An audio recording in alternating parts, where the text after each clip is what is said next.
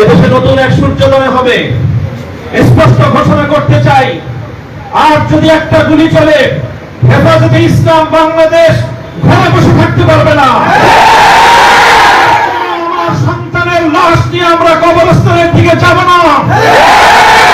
পরবর্তী সন্তানের লাশ কাঁধে আমির হেফাজত ইনশাআল্লাহ রাজপথে যখন নামবেন, টেকনাফ থেকে তেতুলিয়া পর্যন্ত পথ ভাঙবে সেই গণজোয়ার রুখে দেওয়ার সাধ্য কারো হবে না ইনশাআল্লাহ।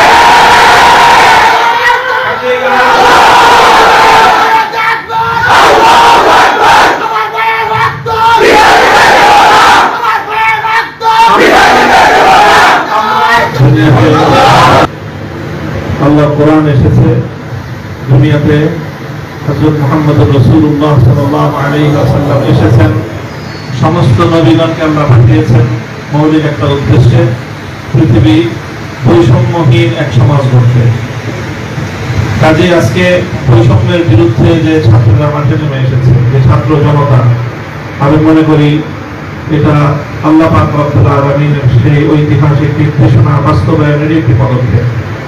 যখন আমাদের জাতি দীর্ঘ বৈষম্যের জাতাকলে পিষ্ট হয়ে প্রতিটি ঘরে ঘরে বোবা কান্নায় গোটা দেশ একেবারে একটা কঠিন বঙ্গানির শব্দ প্রতিটি ঘর থেকে আসছিল, সেই সময়ে যখন কেউ কথা বলার সাহস পাচ্ছিল না, সেই সময়ে চিরতরুণ ছাত্র জনতা তারা জেগে উঠেছে বৈষম্যের বিরুদ্ধে। তাদের এই জাগরণ আজকে গোটা বাংলাদেশের প্রতিটি মানুষের হৃদয়কে আন্দোলিত করেছে, প্রতিটি অভিভাবক নেমে এসেছে। মায়েরা আজকে তার সন্তানদেরকে বুক চাপড়ে সাহস যোগাচ্ছে সত্যের জন্য, বৈষম্যের বিরুদ্ধে আন্দোলন এবং সংগ্রামে অকাতরে প্রাণ বিলিয়ে দেওয়ার জন্য। এই সময়ে শহীদি কাফেলা হেফাজতে ইসলাম বাংলাদেশ আজকে ঐতিহাসিক দায়িত্ব পালন করার জন্য আজকে মাঠে নামতে বাধ্য হয়েছে। আমি মাঠ বলবো, আমাদের দায়িত্বশীলরা বলেছেন দোয়ার মাধ্যমে আমাদের সূচনা, এরপরে দোয়া হবে আর নতুন সূচনার জন্য। এদেশে নতুন এক সূর্যোদয় হবে, স্পষ্ট ঘোষণা করতে চাই। আর যদি একটা গুলি চলে, হেফাজতে ইসলাম বাংলাদেশ ঘরে বসে থাকতে পারবে না। আমার সন্তানের লাশ নিয়ে আমরা কবরস্থানের দিকে যাব না। পরবর্তী সন্তানের লাশ কাঁধে আমির হেফাজত ইনশাআল্লাহ রাজপথে যখন নামবেন, টেকনাফ থেকে তেতুলিয়া পর্যন্ত পথ ভাঙবে সেই গণজোয়ার রুখে দেওয়ার সাধ্য কারো হবে না ইনশাআল্লাহ।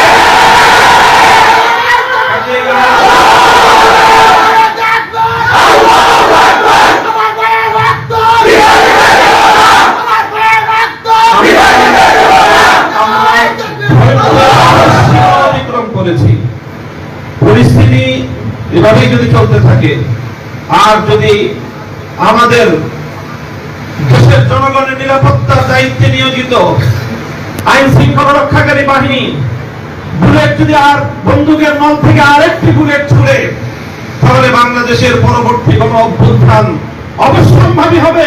সে অভ্যুত্থান রুখে দিতে কেউ পারবে না। আমরা আল্লাহ পাক রব্বুল আলামিনের কাছে দোয়া করব, যারা বৈষম্যের বিরুদ্ধে জীবন দিয়েছে, যারা বৈষম্যের বিরুদ্ধে জীবন দিয়েছে, অত্যাচারীর হাতে যাদের প্রাণ গিয়েছে, তারা নিঃসন্দেহে শাহাদাত বরণ করেছে। কাজেই সেই শহীদদের আত্মার মাগফিরাত শুধু নয়, বরং শহীদদের শাহাদাতের কবুল হওয়ার জন্য আমরা দোয়া করব আল্লাহর কাছে। এবং সেই শহীদদের উসিলায় আল্লাহ যেন আমাদের আগামী প্রজন্মকে এভাবে সকল বৈষম্য, জুলুম, অবিচার, অন্যায়ের বিরুদ্ধে রুখে দাঁড়াবার এক অদম্য সাহস যেন আল্লাহ পরবর্তী প্রজন্মের বুকে বুকে দান করেন, সেই দোয়া ইনশাআল্লাহ আমরা করব। ওয়া আখিরু দাওয়ানা আলহামদুলিল্লাহি রাব্বিল আলামিন। সম্মানিত উপস্থিতি, এবার আপনাদের সামনে বক্তব্য রাখবেন এবং দোয়া করবেন আমাদের হেফাজতে ইসলাম বাংলাদেশের সংগ্রামী নায়েব আমির, আন্তর্জাতিক পরিষদ বাংলাদেশের সংগ্রামী মহাসচিব হযরত মাওলানা মহিউদ্দিন রব্বানী দামুদ্দিন।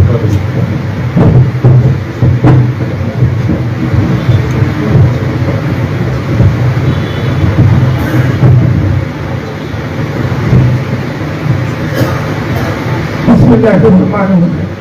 আদ-দুআ হুয়াল ইবাদা। হাদিসের মধ্যে আছে দোয়া ইবাদত। আপনারা শুনেছেন জাতীয় পত্রিকায় এসছে আমাদের হেফাজত ইসলামের মহতারাম দেশব্যাপী আজকে দোয়া এবং কুনুতের নাযিলার কর্মসূচি ঘোষণা করেছে।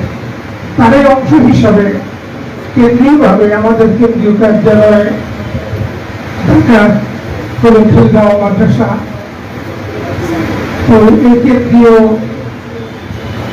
ভাবে আমরা আজকে এখানে জুলুমের বিরুদ্ধে, বৈষম্যমানী জুলুম এবং মাসটা মহরম, এবং এই মাসেই মুসলমানদের বিজয় হয়েছে। এই যে মুসলমানদের বিজয়, হযরত মুসা আলাইহিস সালামের বিজয় হয়েছে এই মাসে। এটা মুহররমের 26 তারিখ আজকে, এখনো মুহররম আছে। এই মাসে মুসা আলাইহিস সালামকে আল্লাহ ফেরাউনের জুলুম থেকে নাজাত দিয়েছে। রাসূলুল্লাহ সাল্লাল্লাহু আলাইহি ওয়াসাল্লাম এই জন্য এই মুহররম মাসে 10 মুহররম রোজা রাখার প্রথম ওয়াজিব করেছিলেন, পরে মুস্তাহাব, এখন মুস্তাহাব রোজা রাখা। এই মাসে মুহররম মাসে ইনশাআল্লাহ জালিমের জুলুম থেকে এই জাতি মুক্ত হবে ইনশাআল্লাহ। ইনশাআল্লাহ আমরা জুলুমের অবসান পর্যন্ত আমরা যে বের হয়েছি ইনশাআল্লাহ আমরা গড়ে ফিরব না। ইনশাআল্লাহ আমরা আশা করি আমাদের নেতৃবৃন্দ আমাদেরকে এই ব্যাপারে আমাদেরকে সুচিন্তিত মতামতের মাধ্যমে আমাদের কর্মসূচি দিবেন। সেই কর্মসূচি প্রত্যাশা করে এবং আজকে আমরা দোয়া করছি যারা এই বড় দুর্যোগপূর্ণ মুহূর্তে যারা জুলুমের শিকার হয়ে, মজলুম হয়ে শহীদ হয়েছেন, তাদেরকে আল্লাহ তাআলা যেন,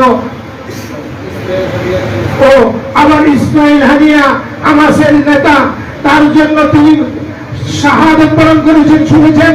শুধু তিনি না, তার পরিবারের কোন সদস্য নাই, সব শহীদ হয়ে গেছেন।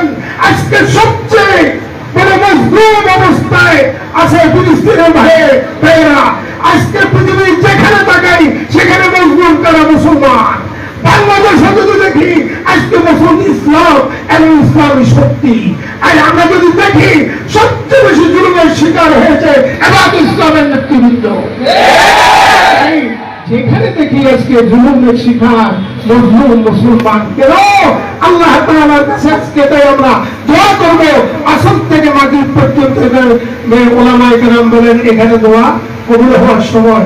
তাই আমরা সবাই যারা মৃত্যুবরণ করেছেন তাদেরকে আল্লাহ তাআলা শাহাদাতের মর্তবা দান করেন।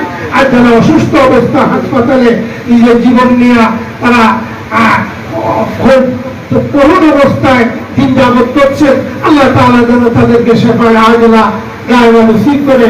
আর যারা নিখোঁজ আছেন তাদের যেন খোঁজের ব্যবস্থা সরকারিভাবে হয়, তার জন্য আমরা দোয়া করব। সবাই সূরা ফাতিহা একবার পড়ি, সূরা ইখলাস তিনবার পড়ি, সূরা তাকাসুর একবার পড়ি। বিসমিল্লাহ।